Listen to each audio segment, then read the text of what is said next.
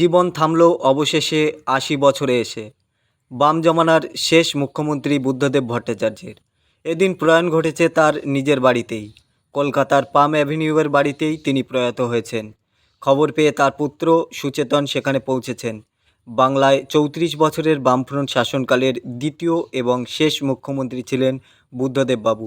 ২০০০ থেকে ২০১১ সাল পর্যন্ত টানা ১১ বছর রাজ্যের মুখ্যমন্ত্রী ছিলেন বুদ্ধদেব বাবু। এদিন সকাল ৮টা ২০ নাগাদ তিনি শেষ নিঃশ্বাস ত্যাগ করেন। গত ৩-৪ দিন ধরে জ্বর হয়েছিল রাজ্যের প্রাক্তন মুখ্যমন্ত্রী।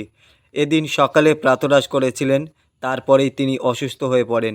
ম্যাসিভ হার্ট অ্যাটাকের জেরেই মৃত্যু হয়েছে বলে মনে করা হচ্ছে। বুদ্ধদেব বাবুর ১১ বছর শাসনকালের শেষ ৫ বছর বাংলার রাজনীতিতে নানা দিক থেকেই এক সরগরম পর্ব। এই রাজনৈতিক উত্তাপের গোটাটাই ছিল তার শিল্পায়ন নীতিকে ঘিরে। যে শিল্পায়নকে বুদ্ধদেব বাজি ধরেছিলেন, সেই শিল্পের জন্য জমি অধিগ্রহণের পদ্ধতিতেই বুদ্ধদেবের পায়ের তলার জমি সরিয়ে দিয়েছিল ২০০৬ সালে ২৩৫ আসনে জিতে ক্ষমতায় ফেরা মুখ্যমন্ত্রীকে ৫ বছর পরেই শোচনীয় পরাজয়ের মুখে পড়তে হয়। ২০১১ সালে পশ্চিমবঙ্গে অবসান হয় ৩.৫ বছরের একটানা বাম শাসনের। দীর্ঘদিন ধরেই গুরুতর শ্বাসকষ্টজনিত সমস্যাতে ভুগছিলেন বুদ্ধদেববাবু।